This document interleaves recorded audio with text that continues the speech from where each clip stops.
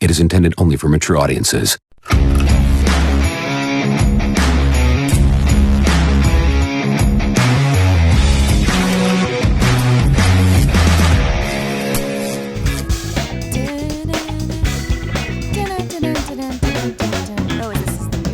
I don't know what this is. I'm fucking sore because I've never walked that much in my entire fucking life Hi, ever. Scout. Hi, Dee. How are you? I'm okay. How are you? I'm doing good. I'm tired. Oh, hey, you have your new sticker on your computer. I do. I know. Isn't it cool? I do. I got one too, but I didn't bring my computer today. Oh, yeah, you didn't. No. Yeah, you inspired me with all your I shit all love over the computer. it. I was like, I need this. I love Hi, everybody. it. Hi, everybody. Hi, guys. Welcome to Talk Scary to Me. Guys, I'm It's loving our Tuesday. episodes. Our Oh episodes my are gosh. fucking funny. I'm like, there's so many times when I'm watching the clips to like post Yeah. to TikTok and all that shit. I'm just like Laughing out loud. I'm fucking laughing I my know. ass off. I know. And I know we're laughing when we actually film these episodes, but I'm shocked by where the where they episodes go.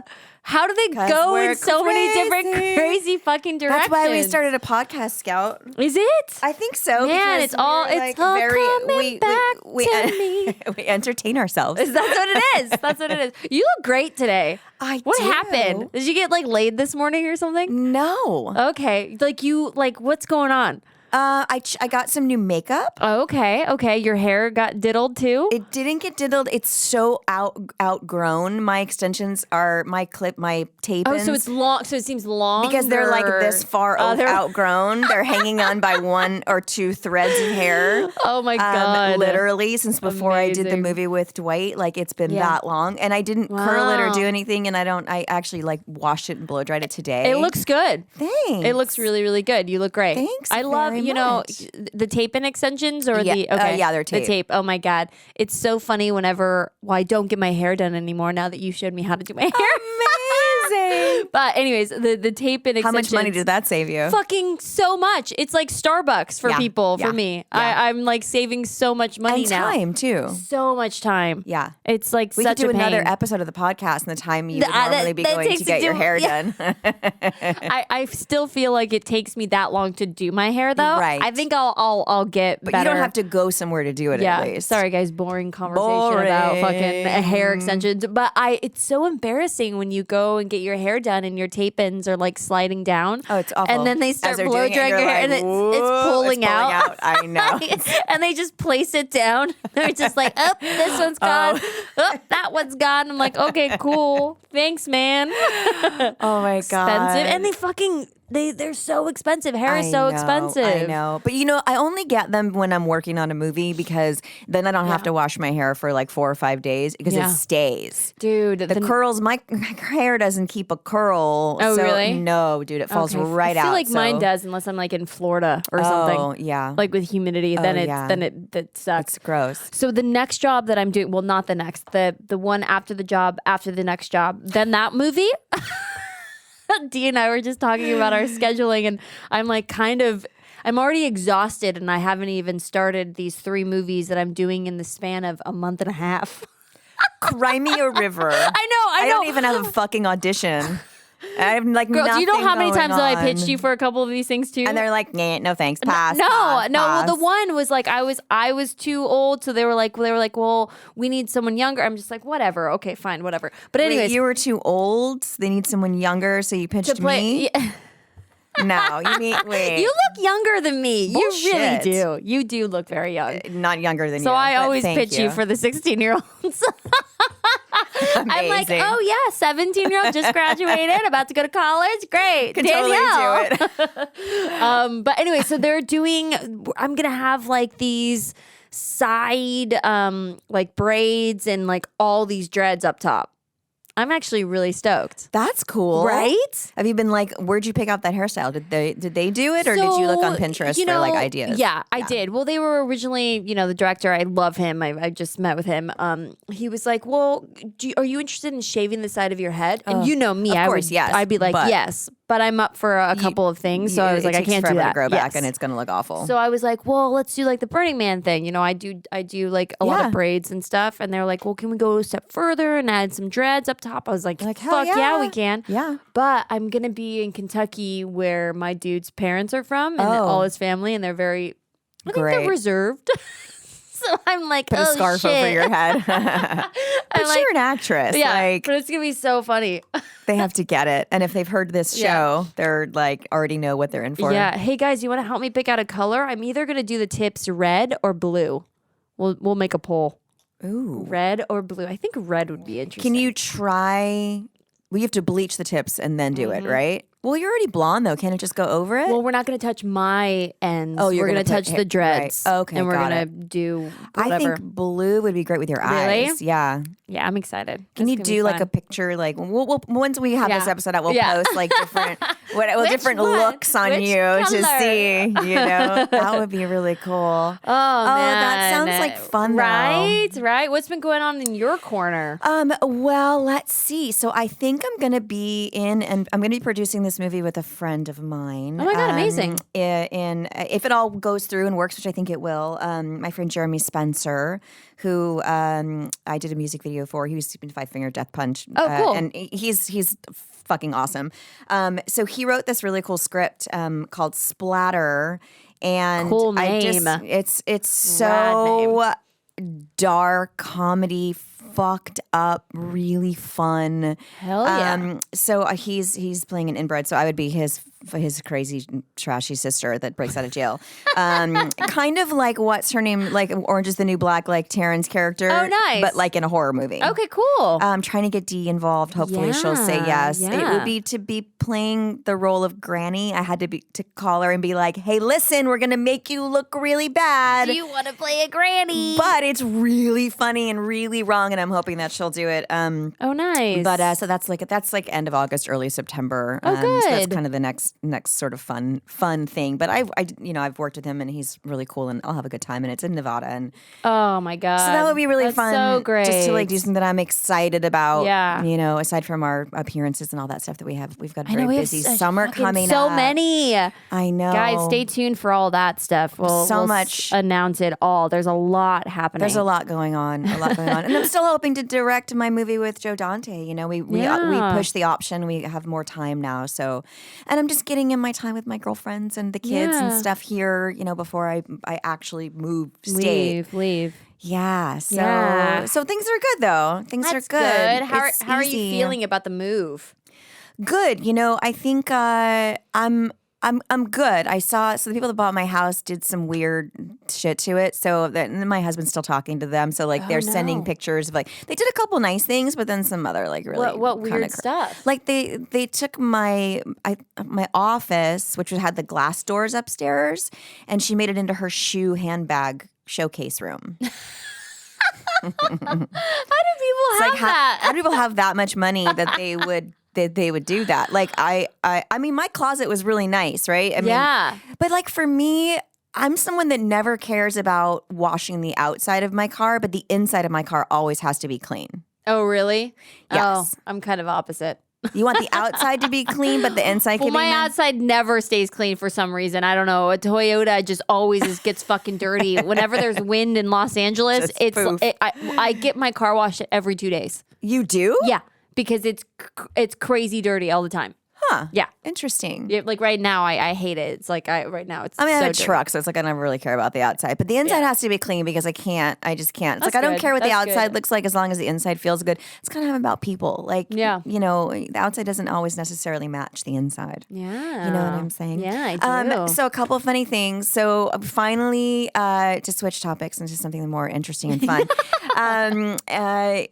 we finally used the sex toys that I bought like forever ago that I lost, and they were in a box, and they ended up going to Texas. And David was like, "Wait, this isn't supposed to be here," so he brought it back home. and they're not all cracked up to what they're supposed to be. What do you mean? So these are old toys that you've had that you guys kind of it was forgot? the Or the ones that blowjob machine that we were talking about. Oh my God. Okay. Can you let's just paint this picture Okay, like a movie. so- just how did it happen? What does the scene look like? Well, I wasn't there. Oh, so he did it without you. Well, yeah, I was out with the kids, and he was like, "Hey," because he was trying in the morning, and I was like, the kids were all over me, and he was like, "They won't even know. I'll just put it in from behind," and they're like running around, crawling on me. I was like, "Get the fuck off me!" So I ended up leaving and left him hanging. Okay. You know, and he as soon as I left, he's like, "Hey, where's that? Where are those toys? Did you hide them?" And I was like, "Actually, they're under my desk, so in a box." So he pulled them out. I'm like, "Let me know how it goes." You know.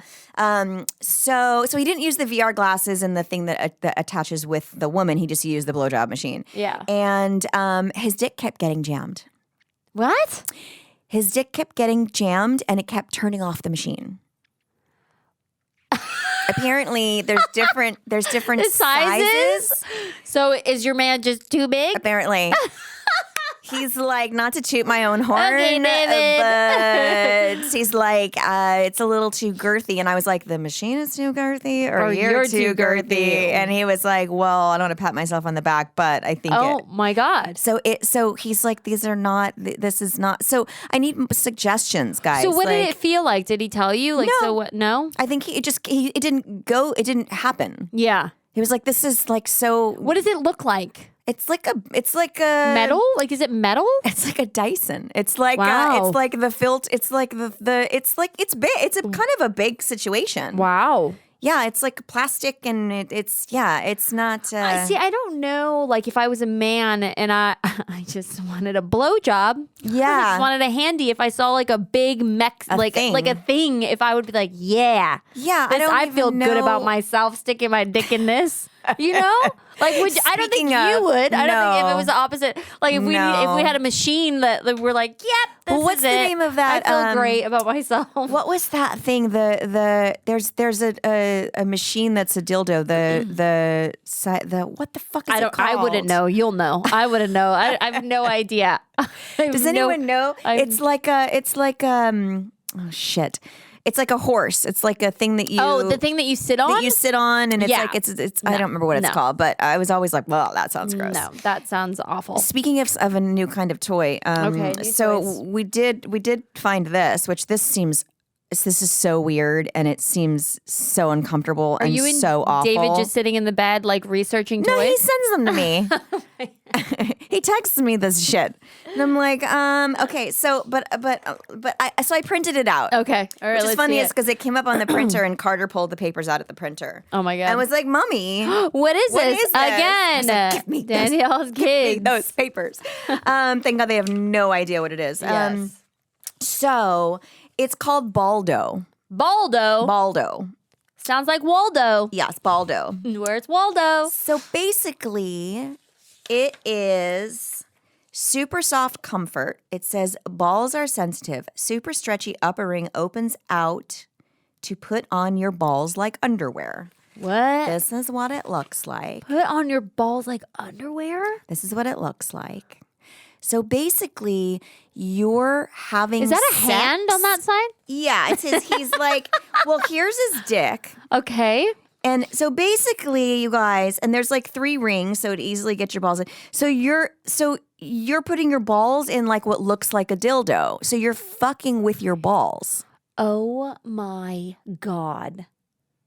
Yeah. So not your dick, you're fucking with your balls. Why is that so disturbing to me? I know balls are super sensitive, you know. Yeah. Guys like you grab their balls, squeeze them. So when how they does that come or whatever?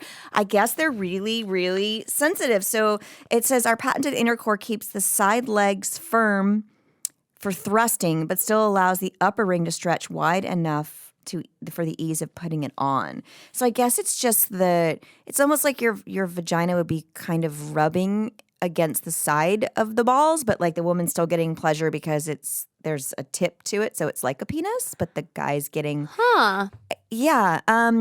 That's I don't know what to make of this. So you ordered one? I didn't. Because my husband was like, I'm not into that. Really? No. He's like, I don't figured want he'd be into that. No. He's like, I don't want to fuck you with my balls. No. And that's weird for me too. I mean, imagine like trying to cram your dude's balls into your vagina. No. Why? Why would you want to? Why? It's weird, right?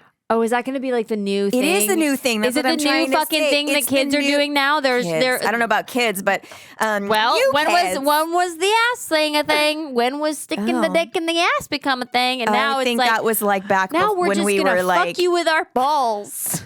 I think the dick has been in the ass for many Really? many got that late in the centuries. Oh my god, that is insane. I think ball play is the new thing. Ball play. I think where else are you going to go? Like, what else is there to invent? Do you like? I mean, it's kind of like I forget that the balls are there unless I'm giving a blowjob or something. Really? Yeah. I mean, yeah. I don't see myself a lot of the time. Like grabbing them? Yeah, I mean, if I'm on top, maybe I will. Yeah. But like, do the reach around? Yeah, reach around. Yeah, try to keep your balance while you're doing the reach around, everybody. That's why you gotta go reverse cowgirl. Oh yeah.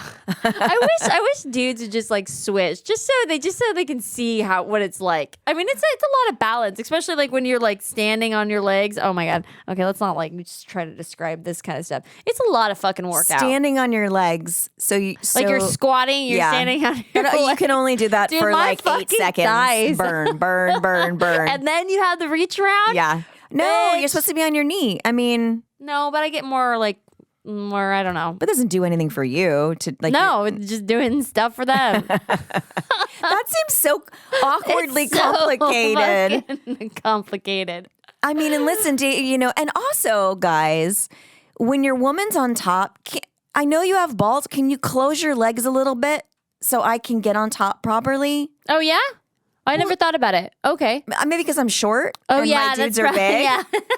Yeah. I don't have much reach between my hips and my knees. Oh. So if you want me to be able to move, like, can you please just because dudes like spread their legs like this. You're like, I can't actually do anything unless you just close your fucking legs. Can you please help a woman out? I mean, that's good. That's good advice. If you're dating a shorty, close your legs. close your legs. Otherwise, I have nowhere to go, bro. So anyway, on that note, God, I love it. I love that's it. what's new in the sex world. Man, that's crazy. I haven't heard about that. I've not heard about that at all. Leave it to my husband to find this weird shit. Wow. So we got a really nice, lovely. We love when you guys write to us. Obviously, we read everything. Yes. And everything. Yes, we do. And there was a really awesome email we got. I'm just going to skip to the part that talks about us because we got a submission for a true crime, which I'm going to do, so I don't want to talk about that one. But but this is really, really lovely, and it was really well written, and I just wanted to share it because we do love getting compliments from you guys. Obviously, it makes us feel really good, so we thank you. So this person, his name is Jace. Jace says, on a personal note, and you don't have to read this on the show if you don't want to, and I did want to. So I just want to say thank you for always being such awesome Gals to Us fans. I know some of us are a bit much, and I've seen firsthand how some will overstay a welcome or maybe voice something that's inappropriate. But for the vast majority, I hope we treat you ladies with the proper respect and love you deserve. I've not yet met Scout outside of a quick hey, hello, but I've met Danielle a couple of times and even gave her an article I wrote about her that never made it to print at Motor City Nightmares once, and I remember that. She's as gracious and sweet as you can be. I've got a daughter who's entering her teens, and I'm proud that her icons in horror are tough, resilient, smart women who never give up. Also, as a semi-successful horror screenwriter, by that I mean I've made some small steps that have gotten me some truly good friends in the industry, I want to thank you both for creating the type of characters that should remain the norm. I tend to write strong, empowering women in my scripts, and I can't thank you enough for being templates for what women can achieve and portray in our genre, so I never go into a project without that on the forefront.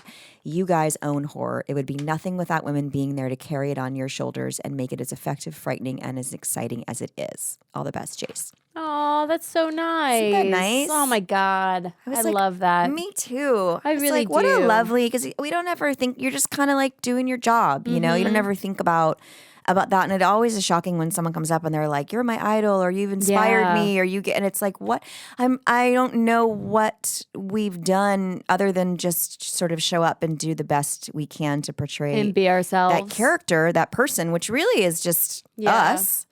I mean, I don't create other people. Do you really? I mean, you play No. different roles than me, though. You have way more fun, like crazy. Really? Yeah, I'm always kind of like the same. You know, if you watch my stuff, it's always kind of the same. It's just like me. Yeah. Like, I don't know how to not bring me to I the always, role. same.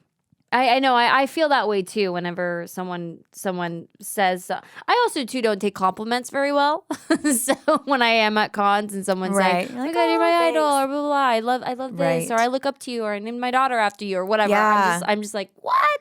That's so It's, like, odd. shocking. People It tell is me too. I've shocking. named my daughter Jamie, and it's like I've said this before. Don't you know Jamie stabs kills her people? mom? So maybe you should name your daughter after someone that killed I mean, someone. we have talked about this. I want to play something because Yes. it's just like on my mind right now. Okay. And I was listening to it on the way here, and it just kind of shocked me. Uh-oh. And I didn't know how to react. And I was just curious as to get your reaction. Yeah. Okay. Okay, so let me turn this guy up here really quick. Okay. 911. Good afternoon, ma'am. Hi, can I help you? My name is Charles Hendricks Foster. And I am about ready to kill my wife. What's your This is address? not a joke. Shut up and listen to me. Okay, first I need your address and then I'll shut up. Shut up and listen. I'm not kidding, ma'am. I deserve to go to jail for murder. I want to kill her. Okay. Yes, ma'am. I'm sorry. I can't hear you. Tell me your name again. Pardon me, ma'am? Your name? Oh, my name is Charles Hendricks Foster. You send a cop out here right now. Please. Okay. I want to hurt this woman real bad. What's her name? Pardon me, ma'am? Yes. Whatever. 911. She can't fucking type fast enough. No. Do you hear how fast she's Yeah, like, she's- help. I mean, it's like so nuts. Like, Is there more to 911 that message or no? No, 911 operators, like I can't imagine the calls that they get. So apparently he was a recovering alcoholic. Where and did you hear this? It was TikTok. Oh, got it. TikTok on Got the it. drive here. And he was like, I guess he was drinking too much, and his wife like got on him and says like the drinking is ruining our marriage, and he got upset. So it was pretty much a fight. And Okay. she just pissed him off enough that he was just like, I want to fucking hurt you. Like, I hate you. I don't like you anymore. I want to kill you. And so he called them before he did anything. And they sent a cop over, and he comes out, and I guess he has blood on his nose, and he comes out calmly with a cigarette, and they ask, where's your wife? And he's just like, she's in there. Did he kill her? So he didn't. Luckily, he called and the cops arrived, but he slit her throat and stabbed her a couple of times. So he tried to kill her. He tried to kill her, but she was saved. But it's just like, how do you stay calm as a 911 operator getting these kind of calls all the time? And just, I don't know what kind of training they have to go through, but I'm gonna guess that it's pretty extreme because you could make or break. I mean, how you could hear she was handling him with kid gloves. yeah. The way she was talking to him after that was Yeah. like, okay, what's And your name? he was even using ma'am, like all manners, you know? I know. And they have to be nice. I mean, there's so many 911 calls that I listen to all the time on TikTok. I'm like, that's my new thing now is I'm like listening to all these 911 calls. And they Does that have stress you to be out? nice. They have to. Yeah, it does stress me out. I was like, it does stress me out. I mean, but also looking at cases and shit, like, Yeah. you know, all my dreams are now cases and murder cases. I'm like, what the fuck? Why is my dreams not normal anymore? Like, because I'm just looking up murder Yes, shit no, all the time. No, it's like me watching face transplant videos. Like, don't do that and to all yourself. of our TikTok like thing is just all murders now. It's I all know, murders. I Just know, murders of and murders course. and 911 calls. Yeah, So funny. that's fucking frightening. Yeah. You know, I was driving here today, and well, every day I keep thinking about this, but I get alerts of like daily news stuff on my phone, and we've been looking into like crazy cases and crazy murder and this and that, but there's so much fucking shit every single day that's happening on a daily basis that's so real. Yep. That we don't even really need to dig into old stuff. We can just I was just thinking that. Like, what's going on? I was just thinking that. I pulled up like three things that were happening like yesterday, like last week. I was like, this case. There's so much shit. I saw something. People are loco. They're like literally. Like I don't know what the fuck is going on. Did you hear about the Disneyland guy? No. Oh God. This guy, like apparently really close to Orlando, Disney World, he murdered his family. His whole family? And he's known as the Disney guy. Yeah, I was like, what the fuck? How about the parents that left their autistic daughter dude, what the decomposed on the fuck? couch? They left her in there for 17 years or whatever. To rot. Rot. What happened? Just like they let their daughter. How? She was eating the fucking sofa. How? Like they were saying, the coroner was saying that her body, like the shape of her body, like he couldn't even tell. Did you see the couch? Yeah. He couldn't even tell where her butt started, where it started with the leg. He couldn't see a body buckling anymore. Underneath the sofa from feces. Leave your child there for 12 years? How do you live in the room with your child as she's starving to death, did you sitting see in her own shit? That they bailed themselves out? Yes. Oh, just sorry. Your bail, each of you, $300,000. And then the bail's bondsman came with a little bit short, $3,000 short or something, and then he came back, and I don't. How are again? Here we go. How are some people have $1 million bail? Yeah, and these fuckers get out. Yeah, on $300,000. I mean, people didn't know that this girl existed. They had no idea, and they're out like on vacation. How? I know. Why? Why? I don't know. And do you hear bodies were found in Lake Mead again? Yes. They found a barrel of a guy from... Well, they first found a barrel that was empty, and then they found another barrel, one. Right? So now they think there's a serial killer. Wound from the 70s or 80s, they think that body was. Oh, I didn't hear that. How do you know? I just wonder what... You have to ask your dad. What is... How do they know when the year was that the body was probably put in there? You can tell by the bones. By the bones? By the decomposition of the bones? Yeah. Bones tell you everything.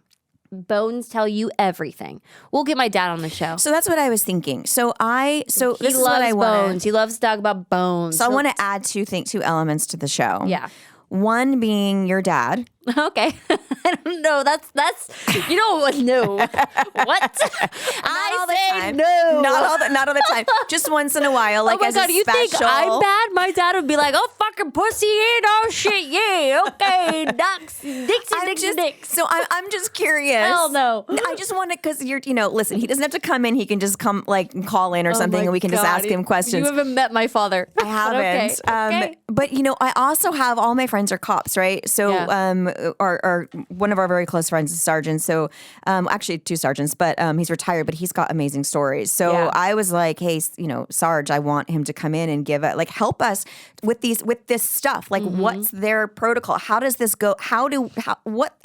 It's a lot. I have a lot of questions. It's a lot. And, honestly. And you can bring in a coroner. I could bring in a fucking sergeant. Like, let's do that. That's really cool to get that information. Well, there's a lot of people that write us. Like one guy who is a mortician, he wrote in and he was like, what you guys said on a certain episode. He's like, I wanted to put some input. Great. I think it's great. I think it would be interesting to even like incorporate people out there that do this stuff, that kind of want to come in on a case or something every once in a while. I would love that. Yeah. Super, super cool. I mean, who else can bring that on their show? Yeah, that's true. Aside from us, That is true.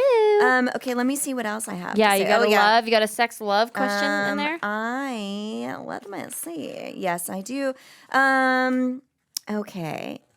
So, there's a lot of there was some pretty, I don't know what everybody is going through, but there was some pretty heavy questions recently, which I do okay love that with. you guys are, you're feeling comfortable enough sending us questions like that. I mean, we could talk about fucking with balls all day long, but this is also really important. So, so I've got a couple of ones that came in that I think are really important, and I would love to kind of just go over that stuff. So this person would like to remain anonymous. They say, "Hi, Danielle and Scout. I'd like to remain anonymous. I loved you both in Halloween movies. Danielle loved you in the movie Urban Legend. Scout loved you when you played Lita Ford in The Runaways. Woo. I've been seeing this guy for a couple of months now, and everything's been going great. The connection we have is something I've never experienced before. In a short time, we've come to be able to be 100% ourselves around each other. The sex is amazing. The time we spend together is never dull. However, with things being so perfect, it is bringing up a lot of anxiety from past traumas I have suffered. To keep it brief, I grew up watching my mom go from toxic relationship to toxic relationship. I never saw what it was like to have a stable relationship. All I saw growing up was lying, cheating, and even witnessed my mom be a victim of domestic violence. With all of this, it's brought me to have trust issues and the anxiety that any romantic relationship I have will inevitably end. Though it may be too soon to tell, I feel the guy I'm seeing now may be the one for me. With everything being so perfect, it's hard to trust that it's not all going to crumble, and my anxieties will sometimes lead me to unintentionally self-sabotage. I would appreciate any advice on how to work past this and be happy with everything going so well. Thanks to you both. Keep up the amazing work you both do. Love." I mean, that's just so much. That's just trauma. Unfortunately, that's trauma that you got from your parents. And we talked about this. There's a lot of times that I will go back to an old habit and I'll sabotage. And I'm like, why am I doing that? Why am I going back to old wounds? Right. And that's not even hers. It's her It's mom's. her mom's. That shit's hard, That's why parents really need to understand what they do in front of their kids. They fucking carry that shit. Yeah. But I think she just has to realize that that's not her shit. Yeah. It's not her stuff. And also finding the strength as a parent to get help and to take yourself out of these situations, especially when you have children around that are seeing this. Yeah. The fighting in front of your kids and domestic violence and all of that stuff is just damaging. It's very damaging. Your child. I don't know why. I mean, I get it. It's hard to leave and it's scary, and financially it's very difficult. And is it better to have two parents in the household? Not when it's like this. Yeah, no.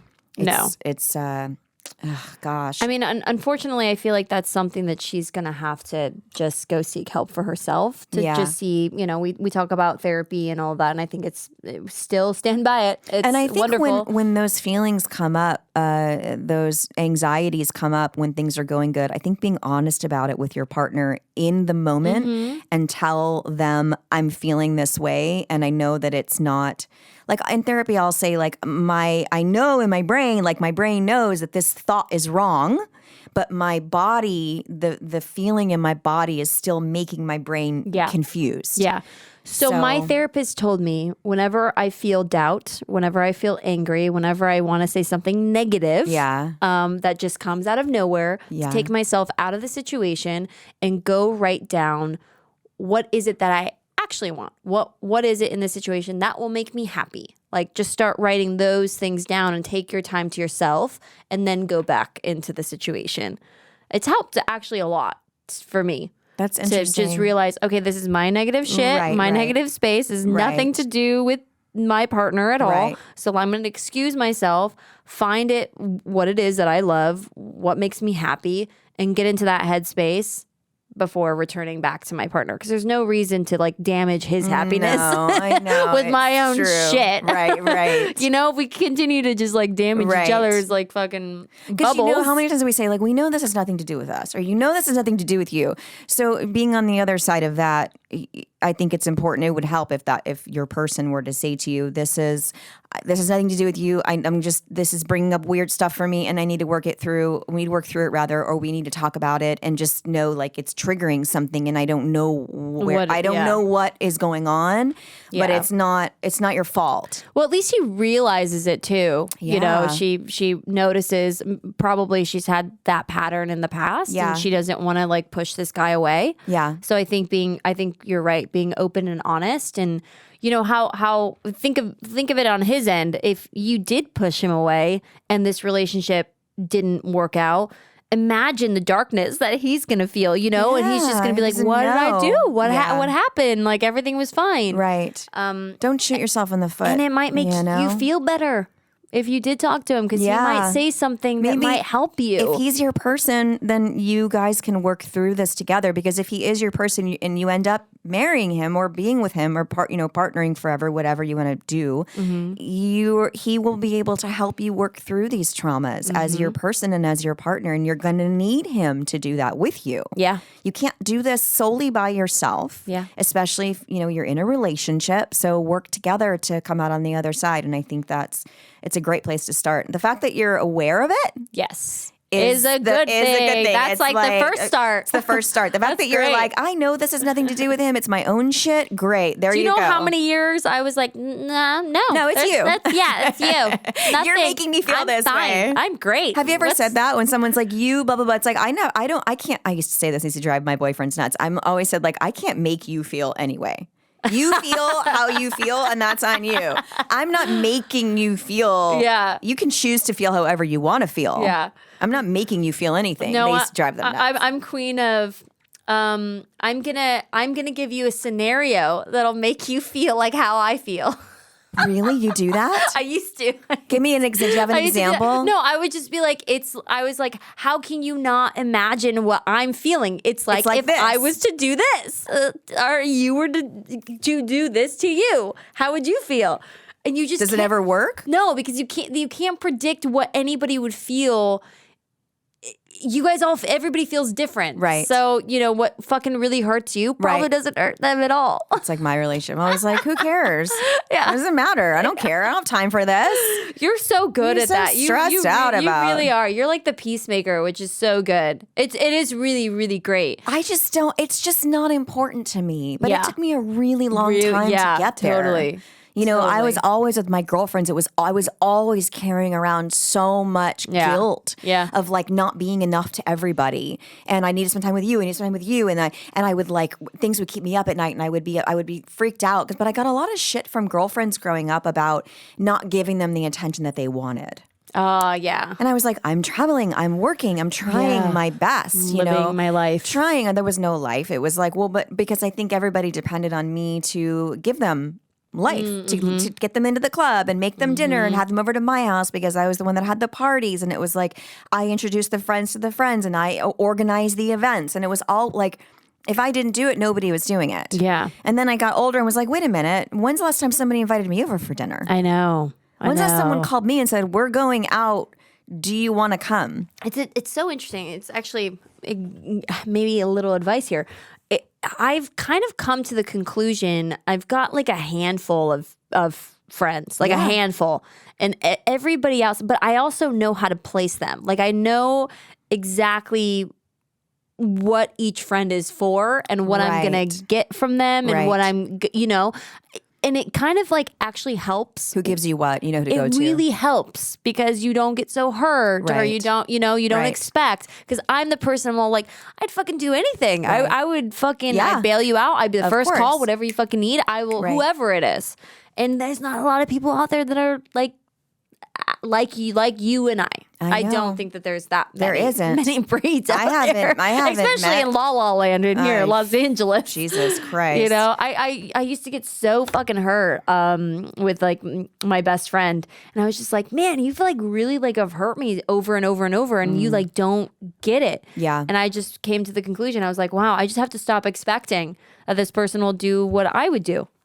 That's sad though. I know, it's so fucking sad. It is sad. I mean, you're on that list. You're on that list, but it's like, but it's hard. The people here. It's hard. When you have kids, they're going to be like, "Fuck off! I can't deal with you." Yeah, I'm already like that. this. I'm ready to move to Nashville and like create a new, have my circle. And then create some new real shit. I mean, I've got like my God. but I like for me, I still have hope. Like I have some of those girlfriends that I'm like, I just fantasize about going back to the way our relationship used to be 10 years ago. Same. And you almost I get reached there, out to you. Yeah. and then they like let you same. down. Yeah. And you're like, why was I? Why did I want that so much? Expect this to be different? Yeah. When it's exactly what I thought it was going to be. Friendships are equal to a relationship, like with a partner. It's same intimate. shit. So If would it's you real- handle it? Would you stick with it in a partner? No. So you don't stick to it in a friendship. No. It's the same shit. I'm always the person that if things are bad or not working out in my friendships, I sit down with you at lunch and I break up with you. Oh, that's great. I do. I've had like straight up. I'm not there yet. No, you're not there. I've had straight up sat down and been like, I can't be friends with you because you did this. But I have sat down and been like, this is not going to happen anymore. I don't expect any this. Yeah, no. I don't. I guess I have to learn that, like when to let people go, and it's right. You'll know. Yeah. I always say, am I there? I just had this conversation. When I'm done, I'm done. Yeah. But I'm not. And I'm not. getting Sometimes there. I'm not done yet. But when you're like, I'm done.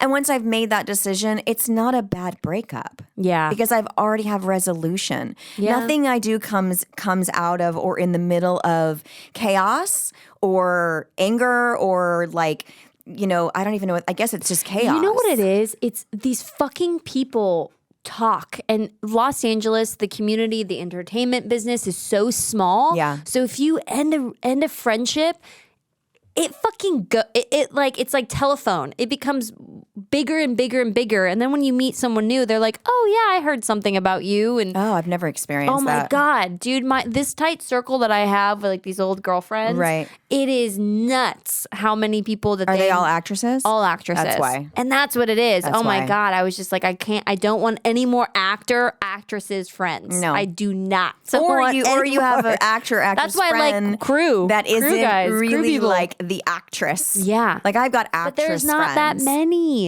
You know what? Let's call them talent, Yeah. not actresses. Because some people are you're like, oh, they're trying to produce, but they're actually talent. Yeah. They're like, they don't really want to be here and produce. They want to like show up and like just get their chair ready and like get in makeup. Yeah. I've worked with directors like that too. Yeah, Like, it's oh my it's God. hard. It's hard. There's different kinds of breeds in this entertainment world, and I feel like it takes a long time to find the good ones. It does. It's It really does, man. yeah, because we're all fucking crazy. It's like, is that what it is? Yeah. Jesus. Okay, so I crazy. have another. This is another really heavy one. Yeah. It's gonna be a day, one of those days. Let's do it. This case will be heavy too. So. Okay, so let me see if I want to do this one or this one. These are both kind of heavy. Let's just do this one right now. Mm-hmm. So, I'm not going to say her name yet. She said, I just recently started listening to your podcast, and I absolutely love it. I kind of have an embarrassing question. I mean, I don't know why it should be embarrassing, but it is to me.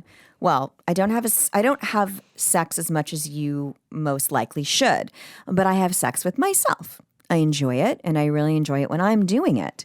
But afterwards, I always feel bad about it and like I'm disgusting. But I don't know why. I try to tell myself that it's a normal thing. Everyone needs to learn their bodies and what they like. And trust me, I do love myself. I do a better job than most of the men I've been with. Girl, we all do. But I always feel guilty and like I'm disgusting. I could really use the advice on how to tell myself that it's a normal thing. I suffer from bad anxiety, and I don't know if that takes a major role in it. Also, another thing, I always feel embarrassed to go into sex shops and get toys. I'm absolutely terrified of being laughed at or judged for what I buy. I love you guys and keep doing what you do. When I read this, what the image that popped into my head, and I don't know why, was how sometimes when a guy really is into you and he's like just wants to get you in bed, and then after he comes, he like discards you. Or is like, I'll call you a cab. I mean, it hasn't been done to me, thank God, but I've heard stories or seen or heard guys talk about it. And you're like, how did it shift? Like the moment you got off, it shifted to like disgust almost or disdain or I don't know. And I think about like murders, when it's like all exciting and the person's aroused and then they have sex. Like how can you, and then all of a sudden you're like, I'm going to dump your body in a fucking ditch. Like how can you be aroused and then discard? So there's like a level of disgust that I understand. I think it's got to be a psychological thing. I mean, I'm not a doctor, so I don't know, but I think that it's not as uncommon as you think. First of all, I think something in the wiring may just be a little bit tricky. But I don't think that there's anything wrong with feeling that way. I just think you got to get to the bottom of maybe what's causing you to feel that way.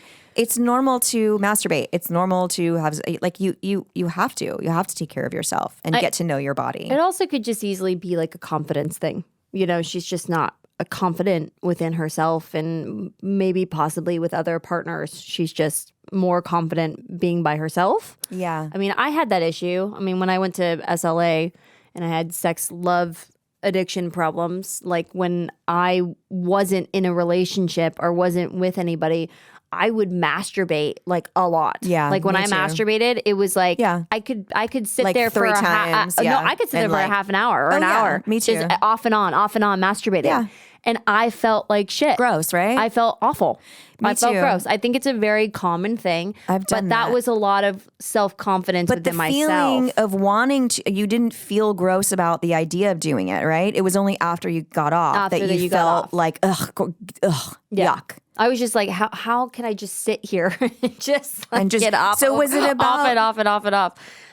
Do you think I it was about that you should be doing something else? Or what do you think the disgust came from? I think it was there was I was self-conscious within myself, and I had to be in a relationship to feel loved, and it was like all this shit. And so I obviously wanted to be pleased, but I didn't know how to love someone in a healthy way. So I just would kind of just close off and go into that dark bubble with myself.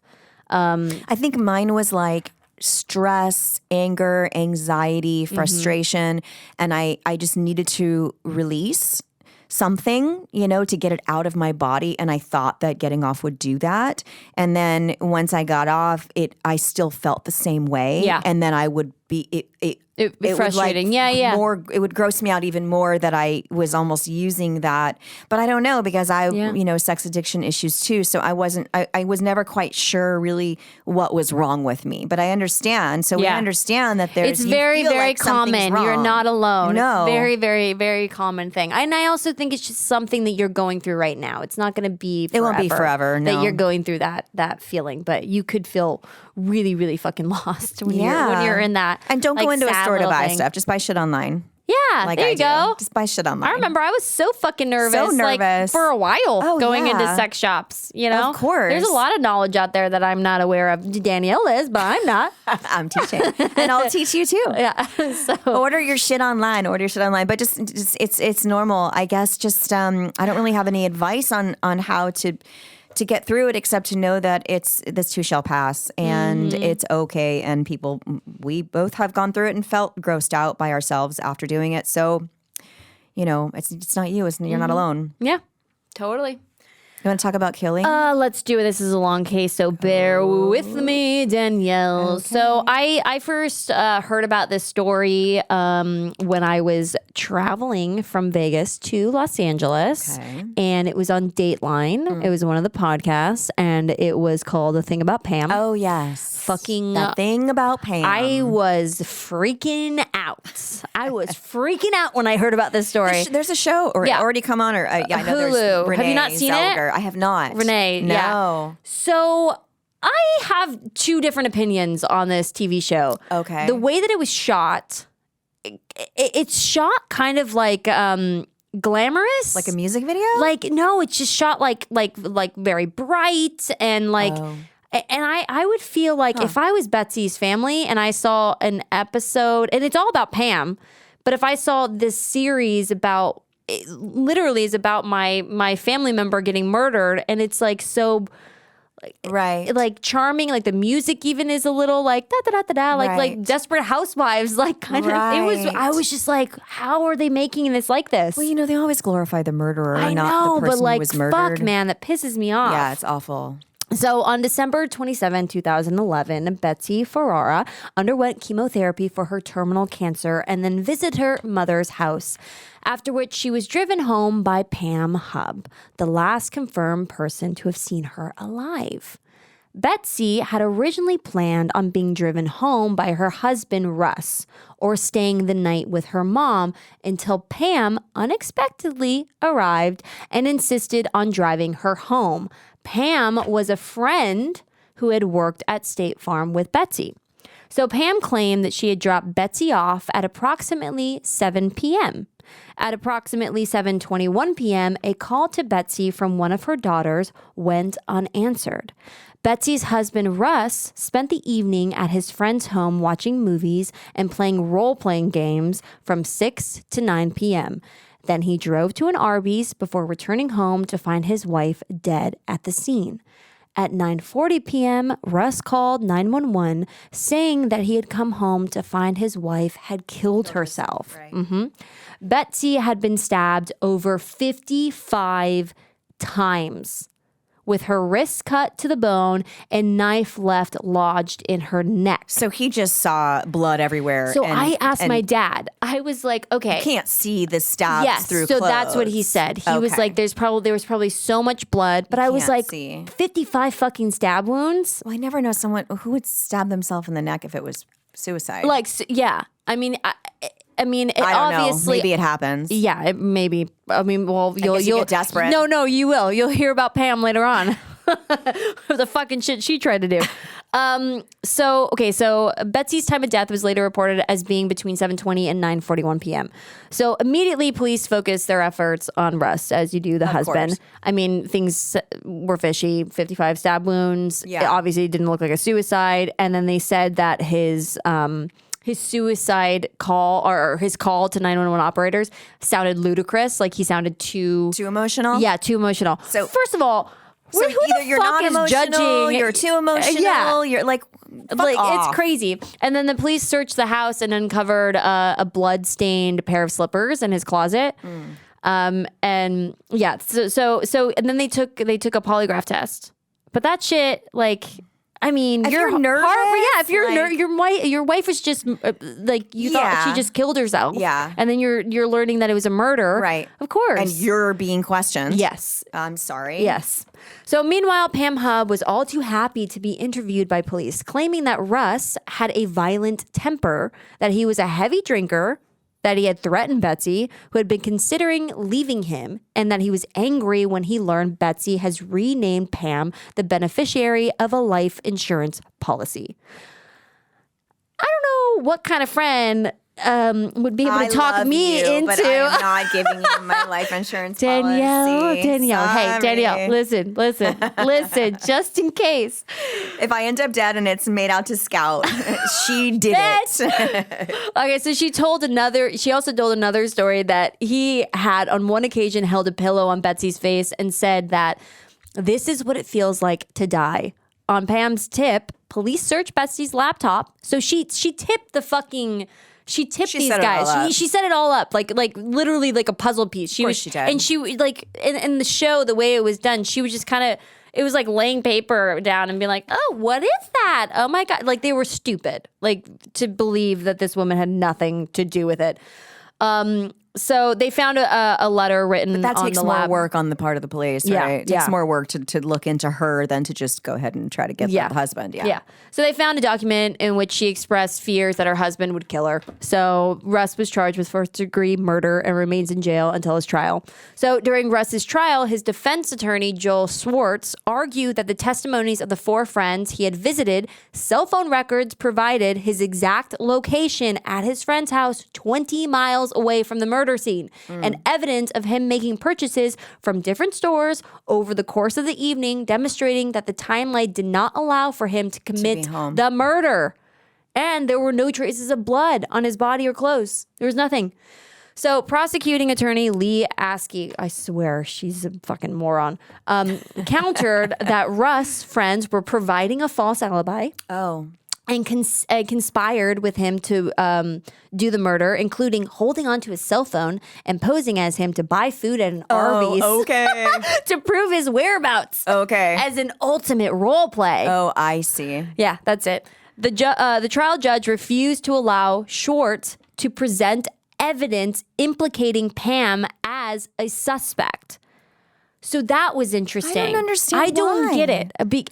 Okay. This is why. This woman, it was a small town. This Lee Askey, the prosecuting attorney, she was so close with everybody. She was close. She was like really buddies with the trial judge. She also was having a relationship with one of the assistant medical examiners. Like, so it was So she like was shitting where she eats. Yeah, literally. It was a very, very, very tight thing. So, the trial judge refused to allow, okay, blah, blah, blah, including cell phone records showing that she had been in the vicinity of Betsy's house for up to 30 minutes after the time she claimed to have dropped her off. Or that Betsy had made Hub the sole beneficiary, which is interesting that she didn't mention. In a secret hearing during the trial, Pam claimed that she had put $100,000 of the insurance money in a trust for Betsy's daughter. This was later found to be untrue. So she said to Betsy, Pam claims, she said to Betsy that I will take care of your children and I will set up a trust for both of them. She did not. she She didn't kept do it. She the kept it. fucking money. Why couldn't she just leave the kids the beneficiary? I don't know. And then I don't know how this Pam as woman the trustee for the estate. I don't know how this woman fooled this Betsy to do any of this shit. She didn't, did she? Did she forge it? No, She didn't forge it. she didn't forge it. She didn't forge it. Come on. So on November 21st, 2013, Russ was convicted, and a month later, he was sentenced to life plus 30 years imprisonment without possibility of parole. Could you imagine going to jail No. for something you didn't like? It's There's a lot of people. I in know, and it lot just of people. upsets me. So I'll kind of make this short here, but with Russ sent to jail, Pam stayed busy. So her mom, Shirley, was living in Lakeview Park Independent Senior Living, and she was suffering from dementia and arthritis. This is Pam's mom. This is Pam's Okay. mom. So she killed her, right? She fucking She threw off the balcony? Yeah. So Yeah. she on October 29, 2013, when she left there visiting her mom, she told the staff to not go up there for dinner, that her mom just wanted to rest, and to not bug her for breakfast, to let her Okay. be. And so the housekeeper found her beneath the balcony of her apartment at 2:30 the fucking following day.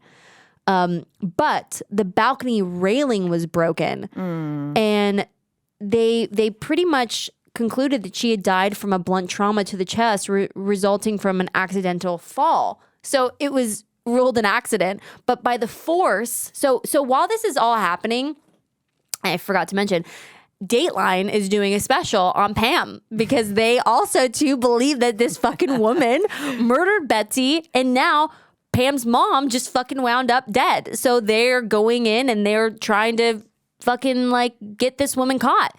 And when We need to work for Dateline. dude, we need to. But they literally said the force that it would take to break this railing Wow. is not from an accident, from this poor lady. old lady. So what did she smash her head into it or her body into it? Her body. She smashed her body into Her it. body. I mean, imagine that force, having to break it. From your child. Yeah, from your child. So the next month, the sheriff's office received an anonymous note suggesting Hub, the last person known to have seen her mom alive, had murdered her mother for the life insurance. Hub and her siblings received approximately $120,000 of investments, as well as sharing $10,000 life insurance payout. Earlier that year, prior to her mother's death, Hub had been videotaped. So she was videotaped while she was being interrogated. And she says, my mom's worth $500,000 that I get when she dies. If I really want money, there was an easier way than trying to combat somebody that's physically stronger than me. So she had already said that in an interview. And then later her mom turns up dead. So meanwhile, the St. Louis Post-Dispatch reported that Hub had kept the $150,000 rather than put it in the trust for the friends, like I said. She had also contradicted herself during police interviews, such as initially claiming she had not entered Betsy's house after driving her home, but later revising this account not once, twice. Further reporting revealed the 911 operator who had taken Russ's call believed he had been genuinely hysterical. The article also alleged that Askey, the prosecutor, had been in a relationship, like I said. So during all this, Russ's attorney, Joel Schwartz, appealed Russ's conviction. In the retrial, Schwartz was allowed to introduce evidence, finally, after the mother passed away, evidence implicating Pam Hub as the perpetrator. CSI agents who had examined the crime scene testified that she believed the slippers found in Russ's closet had not gotten bloodied by stepping in blood. And police officers disclosed that to Hub, who was not called to testify, and claimed in interviews conducted in June that she and Betsy had been in a sexual relationship. So all of a sudden she was like, oh, well now. And we're bi. We're bi. But she was like, I'm not gay. We just loved each other. We just had a really strong connection. Hub also told police that she had remembered. She came up with another thing. Oh. I remember seeing Russ and another man in a car parked in a side street outside of the house as she drove Betsy home. Oh, sure. Yeah. Sure. Dude, on November 7, 2016, Russ' conviction was overturned and he was released from prison. How many years did he stay in jail for? 4 years. Ugh. So in March 2020, he received a settlement over $2 million. That's not enough. Which is not enough at all. Back in 2016, Pam was sweating the new evidence being presented and wanted the heat off of her. Shortly after 12 noon on August 16th, 2000, this is what's so fucking sad.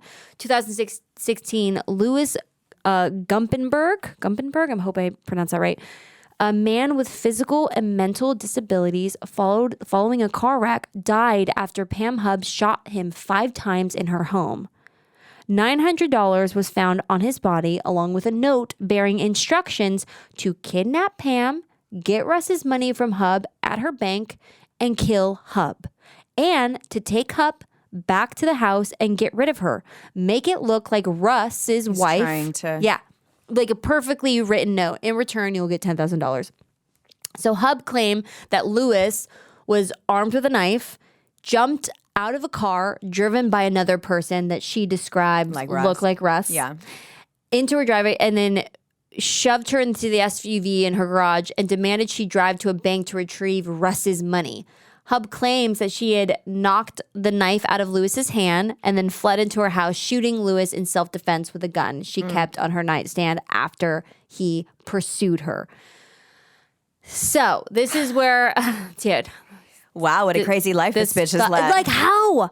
And this is like a mom. She's like a mom. She literally looks like a mother. Like I just don't understand how this woman. First of all, I think about her husband and her son, and they were shown a lot in the series, and they kind of was scared of her too. They had to have known, right? They had to have been suspicious. I'm gonna guess. So what kind of set it all downhill was the evidence against Pam for this murder. Cell phone records show that Hub had been in the neighborhood less than 1 hour before the shooting, contradicting her claim that she had never met him before. Okay. And a police report filed with the police stating that a woman matching Hub's description had approached another residence prior, which was Carol Alford. And she said that she was a Dateline NBC producer offering $1,000 to reenact a 911 call. Security cameras captured the whole fucking thing. So she was caught in a lie. Police investigators found 9 $100 bills in Lewis's pocket. A 10th found on Hub's dresser had matching serial numbers to 4 of the 9 bills. Like, this bitch is stupid too. Like, stupid. So the list goes on. The list goes on. But the fact that this poor man had to be murdered because she was trying to put everything back to Russ. And also, she was a realtor, and nobody wanted to buy her properties anymore. Oh, hell yeah. Yeah. So she was losing business. She was running out of the fucking money. I didn't know that it's serial numbers. So when you go to the bank or go to the ATM and pull out I didn't know this money, either. Is that right? I didn't know this either. But that's what they said. Yeah, it matched. It matched the apparent. I don't know. As money's printed, I know Yeah. it, but I didn't know that it stays there unless maybe if you get it, like I said, when you get it from the bank and it's all crisp and new, Yeah. maybe that's. Yeah, maybe that. I mean, that's it's not what going to it be was. like hundreds from random. Yeah. Wow. So she was taken in. On August 23rd, 2016. Hub was arrested and charged with first-degree murder and armed criminal action. Upon being arrested, she asked to visit the bathroom. And you can see in the surveillance video, which I actually, sorry, my English. You can see in the video that she literally goes, when they walk out, the cops left a pen and she goes secretly to snatch the pen and hide it, and she has to use the bathroom. I don't know if you know this. She used the pen to stab her. And she was seen like looking for her artery. She used the pen when she was in the bathroom to stab herself in the neck and wrists. Because she wanted to try to kill herself? Because she wanted to fucking kill herself. And they got in there, but like these pictures of her with all, could you imagine fucking stabbing yourself with that pen right there that you're holding? No. like literally. No. You have to fucking over and over on each side and then your wrists. I don't even know that's not even possible. Yeah. So Hub entered an Alford guilty plea, waiving her rights to a jury trial. Fucking bitch. As a condition of her plea agreement, Hub did not face the death penalty. She was sentenced to life without parole in August 2019. Fuck this bitch. Like, seriously. She's crazy. Crazy. Poor Betsy.